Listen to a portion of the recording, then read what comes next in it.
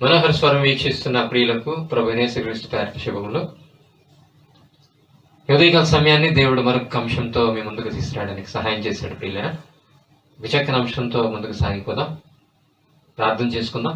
మహోన్నతుడైన మా తండ్రి, మీకే స్తుతులు వందనాలైనా ఉదయకాల సమయాన్ని మరొకసారి నాయన మీ నామాన్ని ప్రార్థించడానికి మీరు ఇచ్చిన అవకాశాన్ని బట్టి మీకు స్తోత్రాలు.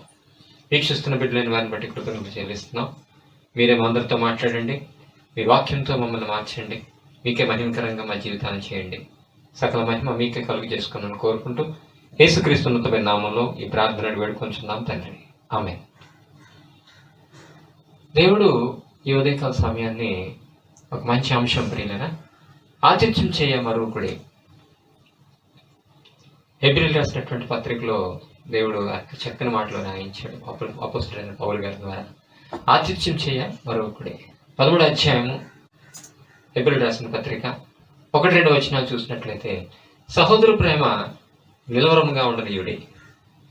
సహోదర ప్రేమ నిలవరంగా ఉండనీయుడి. ఆతిథ్యం చేయ మరొకడి. దానివల్ల కొందరు ఎరుగయ్యే దేవదూతలకు ఆతిథ్యం చేసిరి. పౌలు గారు మరి హెబ్రీ సంఘస్థతో గొప్పగా మాట్లాడడం మనం చూస్తాం. సహోదరుల ప్రేమ నిలవరంగా ఉండనీయుడి. ఆతిథ్యం చేయ మరొకడి. ఎప్పుడు కూడా మరి ఆతిథ్యం అనేది మర్చిపోవద్దు. ఖచ్చితంగా ఆతిథ్యం చేయడం చాలా మంచిది, ఇంపార్టెంట్ అన్నట్టుగా పౌలు గారు మాట్లాడుతున్నారు. ఈ విధంగా చేయడం వలన కొందరు ఎరుగకే దేవదూతలకు ఆతిథ్యం చేసిరి. అలా మనం చేసుకుంటూ మన యొక్క జీవితాన్ని ముందుకు సాగిపోతున్నప్పుడు దేవుడే మనం చేసినటువంటి ఆతిథ్యాన్ని బట్టి దేవదూతలను పంపిస్తాడు. దేవునికి స్తోత్రం కలుగునుగాక. అటువంటి సందర్భాలు పరిశుద్ధ గ్రంథంలో అనేక మంచి చోట్ల మనం చూడగలం. దేవుడి కార్యాలు గొప్పవి, ఆశ్చర్యమైనవి. ఏ యొక్క మేలు నీకు దాచిపెట్టించాడో అనే విషయం మనకైతే తెలియదు, కానీ మనం దేవుని యొక్క వాక్కు ప్రకారంగా ఆయన ఇష్టానుసారంగా ముందుకు సాగిపోవడానికి, ఆయన వాక్యానికి విధేయులైన వారమై మనం ఎంత చక్కగా ఆయనకి ఇష్టలుగా వాక్యాన్ని బట్టి నడుచుకోవడానికి మనం ప్రవర్తించినట్లయితే దేవుని యొక్క ఊహించినటువంటి కార్యక్రమాలు, ఊహించినటువంటి దీవెన మనం గొప్పగా అనుభవించగలం ప్రియులారా. అందుకే ఈ యొక్క చక్కని మాటలు దేవుడు పరిశుద్ధ లేఖనాల్లో రాయించాడు. ఇవేవి మనం తెలియనటువంటి వ్యక్తులుగా మనకు మనమే మోసం చేసుకున్నట్టుగా కాదు, కానీ ప్రతిదీ కూడా, ప్రతి ఒక్క మంచి మాట, మంచి అనిపించిన ప్రతిదీ కూడా, చేయగలిగిన ప్రతిదీ కూడా చేసి మనం ఖచ్చితంగా ఉండవలసిందని మీకు సమయంలో మనం చేస్తున్నాను.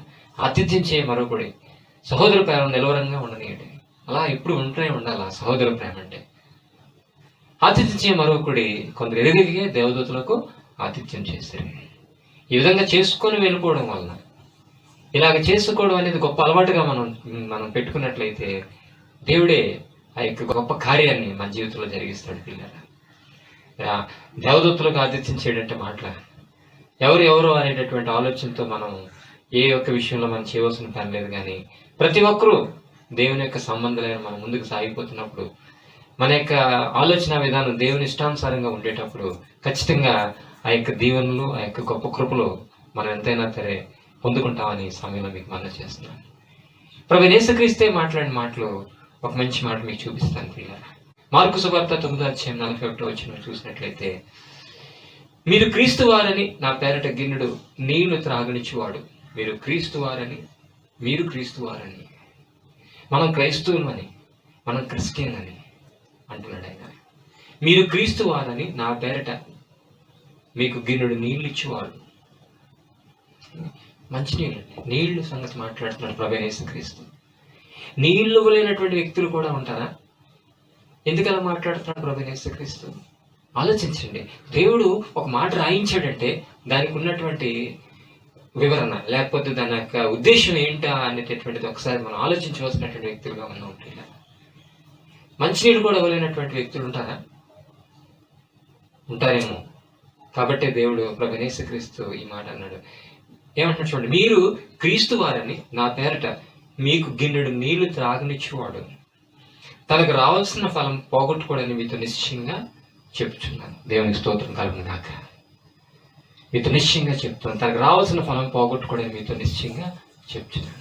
నీకు ఫలం రాబోతుంది. నీకు గొప్ప ఫలం రాబోతుంది. అటువంటి వాటిని ఎందుకు నువ్వు అలాగా ఆటంకంగా నీ యొక్క పద్ధతి విధానాన్ని మార్చుకుంటావు? ఇవి ఒకవేళ మనకి అటువంటి ఆలోచన విధానం ఒకవేళ ఇంతవరకు లేకపోయినట్లయితే ప్రభువైన యేసుక్రీస్తు అంటున్నాడు, మీరు నా వారని దేవునికి స్తోత్రం కలుగును, మీరు క్రీస్తు వారని నా పేరట మీకు గిన్నెడు నీళ్ళు ఇచ్చేవాడు. తన ఫలము ఖచ్చితంగా రాబట్టుకుంటాడని మీతో నిశ్చయంగా చెప్తున్నాను అంటున్నాడు. దేవునికి స్తోత్రం కలుగును గాక. మీరు నా వారని యేసు నామాన్ని బట్టి, యేసుక్రీస్తు బిడ్డలు బట్టి, యేసుక్రీస్తు నమ్మున్నారని బట్టి అంటున్నాడు ఆయన.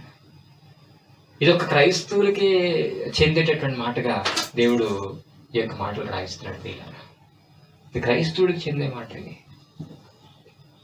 వాళ్ళు ఈ యొక్క మంచి అలవాటు లేదా గమనించాలి. మనం ఒకసారి ఈ విషయాలు దేవుడు ప్రస్తావిస్తున్నప్పుడు ఆలోచించాలి. ఎటువంటి అవకాశం ఇస్తున్నాడు? ఒక ముందు వచ్చిన చూసినట్లయితే ఏమంటున్నాడు? సహోదరు ప్రేమ నిలవరంగా ఉండనీయుడి, ఆతిథ్యం చేయ మరొకడే, కొందరు ఎదుగుకే దేవదూతలకు ఆతిథ్యం చేశాడు. ఇది దేవుడు మనకిస్తున్న గిఫ్ట్. మనం ఆతిథ్యం చేసుకుంటూ ముందుకు సాగిపోతే దేవదూతలనే ఆతిథ్యం తీసుకునేవారుగా, మన దగ్గరకు వచ్చి తీసుకునేవారుగా దేవుడు పంపిస్తున్నాడు. దేవునికి స్తోత్రం. ఒకనొక దినాన్ని పంపిస్తాడు. అది ఆ రోజు మన ఇల్లు కావచ్చు. దేవునికి స్తోత్రం కలుగును కాక. అయితే నీవు చేయవలసినటువంటి పని ఏంటంటే కంటిన్యూగా ఆతిథ్యం చేయడం అనేది ఒక హాబీగా నువ్వు అలాగా మార్చేసుకోవాలి. దేవునికి స్తోత్రం కలుగును. చాలా మంది చేస్తారు, నేను కాదంటం లేదు. కానీ ఈ యొక్క ప్రస్తావన అనేటటువంటి పరిశుద్ధ గ్రంథంలో వచ్చిందంటే దీని విషయంలో మనం ఆలోచించవలసినటువంటి వ్యక్తులుగా ఉన్నాం. అంతేకాకుండా ప్రభువైన యేసుక్రీస్తు మాట్లాడుతున్న మాట చూసినట్లయితే ఎంత చక్కని మాట. మీరు క్రీస్తు వారని నా పేరట మీకు గిన్నెడు నీళ్లు త్రాగునిచ్చేవాడు. అమ్మమ్మ, క్రైస్తవులు వీళ్ళు, ఒక పాస్టర్ గారైన ఒక దైవజనుడు అనేటటువంటి ఆలోచన విధానం అంత దేవుని బట్టి ప్రియులారా, అంత దేవుని బట్టి మనకి ఆ యొక్క మర్యాద కలిగినప్పుడు అంటున్నాడు, మీరు క్రీస్తు వారని నా పేరట మీకు గిన్నెడు నీళ్లు తాగనిచ్చేవాడు. తనకు రావాల్సిన ఫలం పోగొట్టుకోవడానికి మీతో నిశ్చయంగా చెప్తున్నాను. ఖచ్చితంగా ఆయనకు మంచి ఫలం దేవుడు దాచిపెట్టి ఉంచాడు.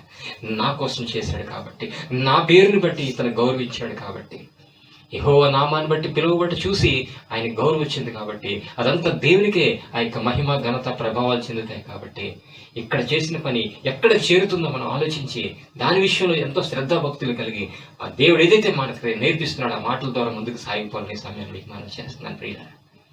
ఇంకా మనం చక్కని మాటలు చూసినట్లయితే ఆనాటి భక్తులు చేసినటువంటి దాని విషయంలో దైవజనులైన వారు ఎంత గొప్పగా వారిని దీవించడం మనం చూస్తాం.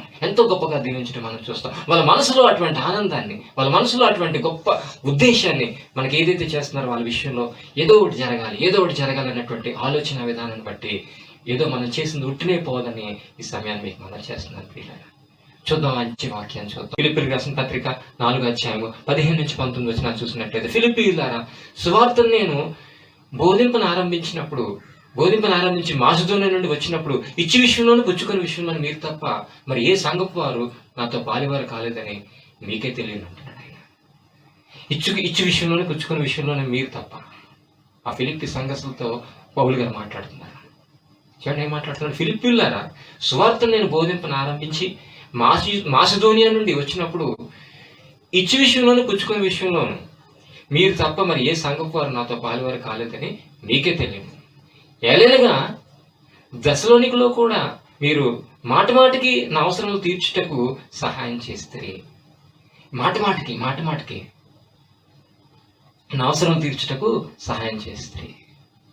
నేను ఈవిని అపేక్షించి ఈ మాటలు చెప్పట్లేదు అంటాడు ఆయన. దేవునికి స్తోత్రం కలుగును గాక. మీరు ఇచ్చారని మీకు నేను చెప్పటం లేదు.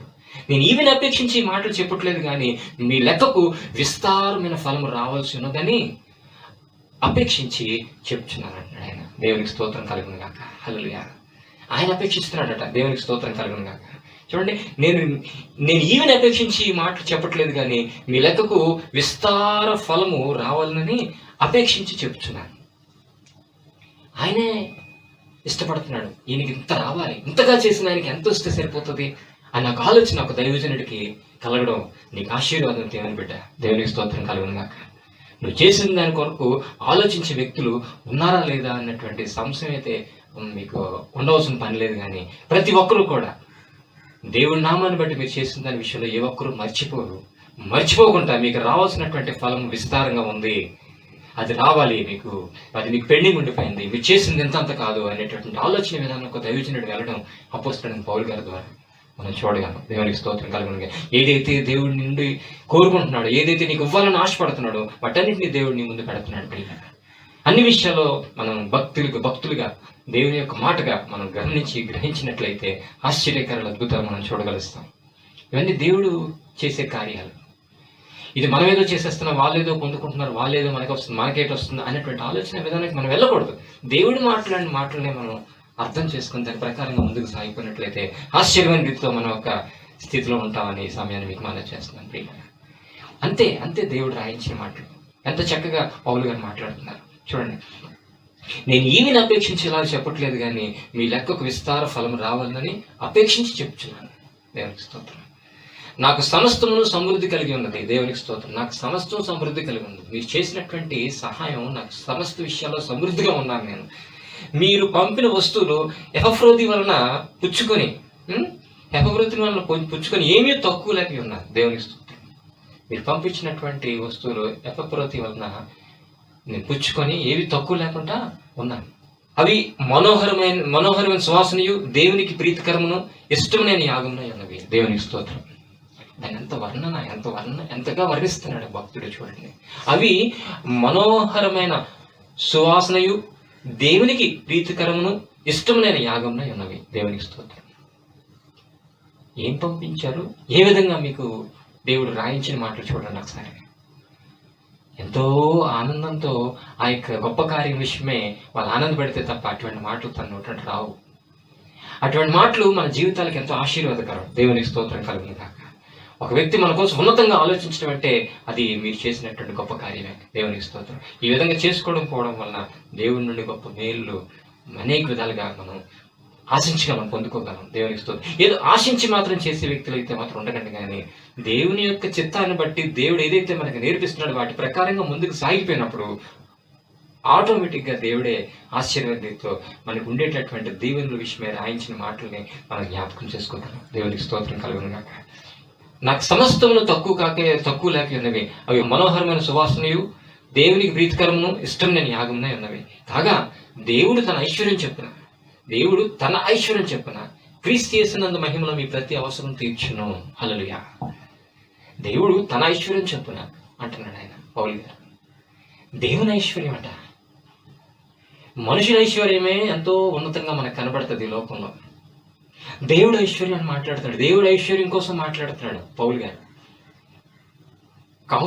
కాగా దేవుడు తన ఐశ్వర్యం చెప్పున క్రీస్తు యేసునందు మహిమలో మీ ప్రతి అవసరము తీర్చును. ఆయన ఐశ్వర్యం తగ్గట్టుగా మీ ప్రతి అవసరం తీరుస్తానని ప్రామిస్ చేస్తున్నాడు దేవుడు. నువ్వు చేసింది ఏంటి, నువ్వు చేసింది ఏం చేసావు అని చెప్పేసి నీకు అంత గొప్పగా దేవుడు దీవిస్తున్నాడు. ఏం చేసావు దేవుని బిడ్డ? గిన్నెడు నీళ్ళు ఇచ్చావు. దేవునికి స్తోత్రం కలుగును గాక. నేను క్రీస్తు వాడనని నువ్వు గిన్నెడు నీళ్ళు ఇచ్చావు. దేవునికి స్తోత్రం. మేము క్రీస్తు వారమని మాకు గిన్నెడు నీళ్ళు ఇచ్చావు. ఎంతో గొప్ప మాటలు ప్రియులారా. ఇది మర్చిపోకూడని విషయం. అదొక్కటే మనం చేసాం. నా పేరిట గిన్నెడు నీళ్ళు ఇచ్చేవాడు తనకు రావాల్సిన ఫలం పోగొట్టుకోవడం మీతో నిశ్చయంగా చెప్తున్నాను అన్నటువంటి ప్రభువైన యేసుక్రీస్తు మాటల్ని మనం నమ్మము. ఇది చేసుకోకపోవడం వలన కాగా దేవుడు తన ఐశ్వర్యం చెప్పున క్రీస్తు యేసునందు మహిమలో మీ ప్రతి అవసరం తీరుస్తానని దేవుడు చేసినటువంటి ప్రామిస్ అపోస్తలుడైన పౌలు గారు చెప్పడం ఎంతో అద్భుతం ప్రియులారా. అద్భుతం. ఇంతేకాదు ప్రియులారా. మరొక ఇదే అంశం, ఇలాంటి అంశమే మరొకటి మీకు ముందు చూపిస్తాను. మీకు ఎంత గొప్ప దీవెన ఊహించలేదా? ఆవిడ ఎప్పుడు కూడా ఊహించలేదు ప్రియులారా. అది ఊహించి చేసిన ఆతిథ్యం అయితే కాదు ప్రియులారా. అది గొప్పగా దైవజనుడైనటువంటి గుర్తించి దేవుణ్ణి బట్టి మ్యాన్ ఆఫ్ గాడ్ అని చెప్పి గుర్తించి తను చేసినటువంటి గొప్ప కార్యం అది. అంతేగాని ఇంకా ఏ విధమైనటువంటి తన స్వలాభం కానీ తన యొక్క అవసరం కానీ అక్కడ ఏ విధంగా కనపడదు. ఆ ఒక్క వాక్యం చూసినట్లయితే చూద్దాం. ఆ చక్కని మాటలు చూద్దాం. 2వ రాజుల గ్రంథము 8వ అధ్యాయము 8 నుంచి 11 అలాగే 14 నుంచి 17 వచనాలు చూసినట్లయితే అక్కడ చక్కని మాటలు ప్రభు మన కొరకు రాయించడం చూస్తాం ప్రియులారా. చూసినట్లయితే ఒక దినమందు ఎలీషా షూలేం పట్టణంకు పోగా అచ్చట గొండ్రాలైన ఒక స్త్రీ మరి ఆ దైవజనుడిని భోజనమునకు రమ్మని అతన్ని బలవంతం చేసింది కనుక అతడు ఆ మార్గంలో పోయినప్పుడల్లా ఆమె ఇంట భోజనం చేయొచ్చు వచ్చిన. దేవునికి స్తోత్రం కలుగుగా. ఆ ఇంటికి వెళ్తున్న ఆ మార్గాన్ని పోతున్నప్పుడల్లా కూడా ఆ ఇంటికి వెళ్ళి ఆవిడింటికి భోజనానికి ఖచ్చితంగా వెళ్ళేవాడు ఆయన. బలవంతం చేసిందని రాయబడి ఉంది అక్కడ. మా ఇంటికి వచ్చేయండి, భోజనం చేయండి. ఎంతగా ఆవిడ బలవంతం చేసిందా అనేటువంటి మాట అక్కడ మనం చూసినట్లయితే అంత ఇష్టం దేవుడి మనుషులు అంటే. దేవుడి మనుషులకి ఏదైనా ఆతిథ్యం చేయడం అంటే అంత ఇష్టం. అటువంటి ఇష్టమైనటువంటి పని, ఇష్టంతో చేసినటువంటి పని విషయంలోనే దేవుడు అంటున్నాడు, మిమ్మల్ని ఆశ్రయించిన వారు ఉంటే మీరు ఉండండి, అక్కడే బస చేయండి మీరు అని అంటున్నాడు ఆయన. దేవునికి స్తోత్రం కలుగునుగా. ఈ స్త్రీ ఎంతగానో మరి దైవజనుడి మీద, దేవుడి మీద ఉన్నటువంటి గౌరవాన్ని బట్టి దైవజనుడిని ఆ విధంగా ఆహ్వానించి ఒక మంచి భోజనం తన కోసం ఏర్పాటు చేసినప్పుడు మరి తన పెట్టినటువంటి విధానాన్ని బట్టి, బలవంతం చేసిన విధానాన్ని బట్టి ఆ మార్గంలో ఎప్పుడు పోయినా తన ఇంటికాడ ఎప్పుడు భోజనం చేయడం అనేటటువంటిది ఈ యొక్క ఎలీషా గారికి మరి రెగ్యులర్గా అయ్యేటటువంటి పని అయిపోయింది పిల్ల. ఈ విధంగా ఉండేటప్పుడు కాగా ఆమె తన పెనిమిటిని చూచి మన యొద్దకు వచ్చి పోవచ్చున్న వాడు భక్తి గల దైవజనుడు అని నేను ఎరుగుతున్నాను. దేవునికి స్తోత్రం కలుగునుగా. కాగా తన పెనిమిటిని చూచి మన యొద్దకు వచ్చి పోవచ్చున్నవాడు ఏమండి భక్తి గల దైవజనుడు అని నేను ఎరుగుతున్నాను. కాబట్టి కావున మనము మన ఇంటి పైన ఒక గది కట్టించి దానిలో అతని కొరకు మంచము, బల్ల, పీట, దీపస్తంభము నుంచుదాము. దేవునికి స్తోత్రం. ఇవన్నీ పెడదాం. ఒక ప్రేయర్ రూమ్గా పెడదాం. ఆయన ప్రేయర్ రూమ్ అరేంజ్ చేద్దాం. ఒక మంచము, బల్ల, దీపస్తంభము, పీట అరేంజ్ చేద్దాం అని చెప్పిస్తాను. పెరుగుడితో మాట్లాడుకుంటే ఎంత గొప్ప ఆలోచన విధానం తీయాలి. రెగ్యులర్గా భోజనం చేస్తున్నాడు అనేటువంటిది సరిపోవట్లేదు. ఆయన వచ్చి తన ఇంటి మీద ఉండాలి. అక్కడ ఎప్పుడైనా ఇటువైపు వచ్చేటప్పుడు అక్కడ రెస్ట్ తీసుకోవాలి. తను అక్కడ ఉంటే మనకు ఆశీర్వాదం, మనకు దీవెన. ఆయన దైవజనుడు కదా అన్నటువంటి ఒక్క గొప్ప ఆలోచన. దేవుని బట్టి ప్రియులారా, దేవుడి మీద ఉన్న ప్రేమ దైవజనుల మీద చూపించడం అంటే అది కేవలం దేవుడి మీద ప్రేమే. దేవునికి స్తోత్రం కలుగునుగా. కాబట్టి ఆ విధంగా తనకి ఒక మేడ మీద ఒక గది కట్టించడం మనం చూస్తాం.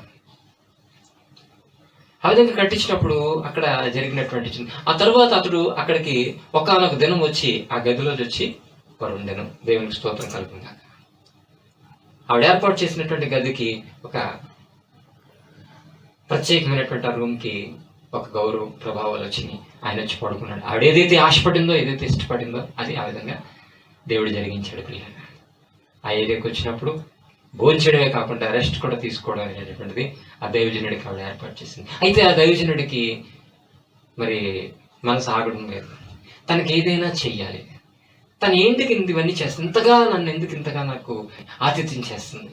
ఎలీషా ఆమె నేనేమి చేయకూరుచున్నదని వారిని అడుగుగా గెహజీ ఆమెకు కుమారుడు లేడు. అంతేకాకుండా మరియు ఆమె పేరుమిటి ముసలివాడు అని చెప్పాను. పెరిమిటి ముసలివాడట, ఆవిడకి కుమారుడు లేడట, పిల్లలు లేరు ఆవిడకి. దేవునికి స్తోత్రం. చూసి తెలుసుకున్నారు తప్ప ఆవిడని అడిగి తెలుసుకోలేదు పిల్లలు. కాబట్టి మరి వెంటనే ఆ యొక్క దైవజనుడు ఆమెను ఒకసారి పిల్లండి. అందుకు అతడు ఆమెను పిలువమనగా వాడు ఆమెను పిలిచింది. ఆమె వచ్చి ద్వారమున నిలిచి ఉండగా ఎలీషా మరుసటి ఏట ఈ ఋతువున నీ కౌగిట కుమారుడు ఉందని ఆమెతో అన్నాను. ఆమె ఆ మాట విని దైవజనుడైన నా ఏళ్ళువాడ అలాగ అనవద్దు, నీ దాసురాలైన నాతో అబద్ధం ఆడవద్దు. ఆ మాట తనకి ఎంతగానో అవంది. నేను వృద్ధాప్యంలో ఉన్నాను, నా భర్త పెరిమిటి కూడా ముసలివాడు. ఈ టైంలో అసలు అటువంటి ఆలోచనే లేదు తనకి. అటువంటి ఆలోచనలోకి ఆ విధమైనటువంటి ఆలోచనతో కూడా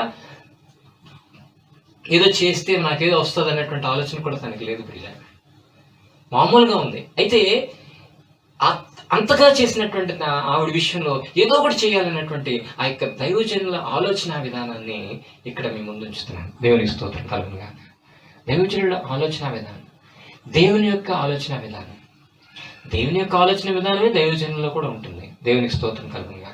అటువంటి ఆలోచన విధానంతో ఏదో ఒకటి చెయ్యాలన్నటువంటి ఉద్దేశంతో ఆమెకి ఏంటి కొద్దుగా ఉందనేటప్పుడు ఆ గెహజీ ఆమెకి కుమారుడు లేడు. అంతేకాకుండా మరియు ఆమె పెరిమిటి ముసలివాడు అనేటప్పుడు ఆవిడని ఒకసారి పిలుచుకొని రమ్మన్నప్పుడు అది ద్వారం దగ్గర నుండి మాట్లాడుతుంటే ఆయన అంటున్నాడు, నెక్స్ట్ ఇయర్ సేమ్ టైం ఇదే కాలంకు నీ కౌగిట కుమారుడు ఉంటాడు. అనేటువంటి మాట మనం వింటాం. ఆ దైవజనుడితో ఆవిడ మాట్లాడుతున్న మాట, నీ దాసులైన నాతో అబద్ధం ఆడవద్దు, అలాగనొద్దు. ఎందుకంటే అవంది ఇలాంటి టైంలో ఆవడం ఏంటా అనేటటువంటి ఆలోచనకి వెళ్ళిపోయిందండి. నా పేమెంట్ చూస్తే ముసలివాడు, ఇప్పుడు నాకు పిల్లలేంటి అనేటువంటి స్థితికి వెళ్ళిపోయింది. కాబట్టి ఆవిడ ఆ విధంగా తనతో అంటుంది. ఆ మాటలేని దైవజనుడు పట్టించుకోలేదు పిల్లలు. వెంటనే పిమ్మట ఆ స్త్రీ గర్భవతి, మరుసటి అట ఎలీషా తనతో చెప్పిన కాలం నాకు కుమారుని కనుక. దేవునికి స్తోత్రం కలుగును గాక. ఏమన్నా చూడసారండి, ఎంత గొప్ప అద్భుతం. మనం ఏం చేస్తే ఏం జరుగుతుంది, మనం చేసింది ఎంత, దేవుడు చేసింది ఎంత అని ఒక్కసారి మనం ఆలోచించినట్లయితే మన విషయంలో దేవుడు ఏం దాచిపెట్టాడో మనకు తెలియదు ప్రియులారా. కానీ దేవుని వాక్య ప్రకారంగా మనం సాగిపోయినట్లయితే అవన్నీ కూడా దేవుడు ఉద్దేశించిన అన్నీ కూడా మనకి ఏదైతే కొదువై ఉందో అవన్నీ దేవుడు తీరుస్తాడని ఈ సమయాన్ని మీకు మనం చేస్తున్నాను. తనకేం కావాలి అన్నది దేవునికే తెలుసు. మీకు అక్కరగా ఉన్నవేంటో తెలుసు అంటున్నాడు దేవుడు. దేవునికి స్తోత్రం కలుగును గాక. మీరు ఏది విడమర్చి చెప్పవలసిన అవసరం లేదు, మీకు అక్కరగా ఉన్నవేంటో నాకు తెలుసు అంటున్నాడు ఆయన.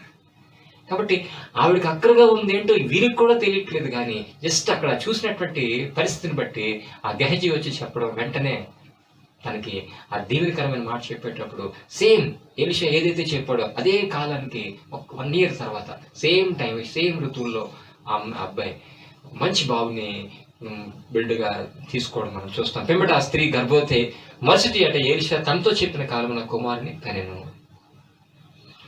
గొప్ప అద్భుతం. కేవలం ఆతిథ్యం చేయడం ద్వారానే దేవుడు అటువంటి దీవెన కలిగించాడు. దీవెన కలిగించాడు. ఆతిథ్యం చేయడం అనేది ఏదో మనకు వస్తుందని చేయడం కరెక్ట్ కాదు. కానీ మనం దేవుని వాక్యాన్ని బట్టి చేసుకొని పోతున్నప్పుడు దేవుడు మనకి ఏం దాచిపెట్టించాడని దాన్ని ఇక్కడ తేటపరుస్తున్నాను మీకు. దేవునికి స్తోత్రం. అచ్చే స్థితి వచ్చిందని మీకు నేను చెప్పటం లేదు. కానీ దేవుడు మనకి ఏది ఉద్దేశించాడో అది మనకి చేయడానికి, దేవుడు మనతో చెప్పిన వాక్యానుసారంగా మనం ముందుకు సాగిపోయినట్లయితే అవన్నీ కూడా దేవుడు ఎక్కడైనా సరే నమ్మదగిన వాడిగా దేవుడు మనకు కనబడతాడు. కాబట్టి దేవుని యొక్క కార్యాలు మనం చూడగలమని ఈ సమయంలో మీకు మనం చేస్తున్నాం. దేవుడి మాటలు దీవించింది కాక. ఆమె ప్రార్థన చేసుకుందాం. మహోన్నతులైన మా తండ్రి, మీకే స్తుతులు వందనాలైనా. ఇంతవరకు మా అందరితో మాట్లాడాను. ఆతిథ్యం చేయి మరొకడి అని సెలవిచ్చో తండ్రి, మీకు స్తోత్రాలు. ఈ పేరట గిన్నె నీళ్ళు ఇచ్చేవారు తనకు రావాల్సిన ఫలం పోగొట్టుకోరని మీతో నిశ్చయంగా చెప్పుచున్నానని ప్రామిస్ చేస్తా తండ్రి, మీకు స్తోత్రాలు. అవును ప్రభా, మీ నామాన్ని బట్టే గౌరవ ప్రభావాలు ఎవరైనా ఇవ్వాలి, మీకే మహిమ ఘనత ప్రభావాలు దక్కాలనైనా. ఇదిగో మిమ్మల్ని బట్టి చేసినటువంటి ప్రతి ఒక్కరి విషయంలో మీకు అందృష్టి ఉంచండి, మీ కనికరం చూపండి. ఏదైతే మీ బిడ్డలేని వారి విషయంలో పౌలు గారు మీకు రావాల్సిన విస్తారమైన ఫలం రావాల్సి ఉందని చెప్పిన విధానాన్ని బట్టి, అలాగే ప్రభా నా తండ్రి ఆ గుండ్రాలైనటువంటి స్త్రీకి జరిగిన అద్భుతాన్ని బట్టి ప్రభా మరొకసారి మీ యొక్క నామాన్ని బట్టి నాయన మీరు చేసిన కార్యాలు బట్టి ఎంతో ఆనందపడుతున్నాం ప్రభా. ఇటువంటివి మీ బిడ్డలైన ప్రతి ఒక్కరి జీవితంలో జరిగించండి. ఏదైతే కొదువైందో వాళ్ళ విషయంలో అటువంటి గొప్ప కార్యాలు జరిగించండి. ఏదో వస్తుందని చేసి ఏ ఒక్కరు ఆతిథ్యం చేయకున్నట్లు ప్రభా మీ వాక్యాన్ని బట్టి మీరు ఏదైతే చెప్తున్నారో దాని ప్రకారంగా వాక్యానుసారంగా ముందుకు సాగిపోయినప్పుడు మీరు ఎంతైనా నమ్మదగిన వాడుగా, నమ్మదగిన దేవుడిగా మా విషయంలో ఉంటారు. కాబట్టి ఆశ్చర్యం రీతితో మా జీవితాలు అద్భుతాలు ఆశ్చర్యకరాలు జరుగుతాయి అటువంటి సంతోషంతో ముందుకు సాగిపోవడానికి దేవా ప్రభా ఒకవేళ జరిగినా జరగకపోయినా తండ్రి మేము మీ చెప్పిన మాట ప్రకారంగా ముందుకు సాగిపోవడానికి మీరే సమస్త కృపతో మీ బిడ్డలను ఆశీర్వదించి నడిపించమని మీ కృపాహస్తానికి సమస్తాన్ని అప్పగించుకుంటూ ప్రభా మహిమ ఘనత మీరే పొందుకోమని వీక్షిస్తున్న ప్రతి ఒక్కరిని మెండుగా దీవించమని, వారికి కావాల్సిన ప్రతి ఒక్కరు తీర్చమని యేసుక్రీస్తున్నత మీ నామంలో ఈ ప్రార్థనను వేడుకొంచున్నాం తండ్రి. ఆమేన్. ప్రభు కృప మనందరికీ తోడైనది కాక. Amen. God bless you all.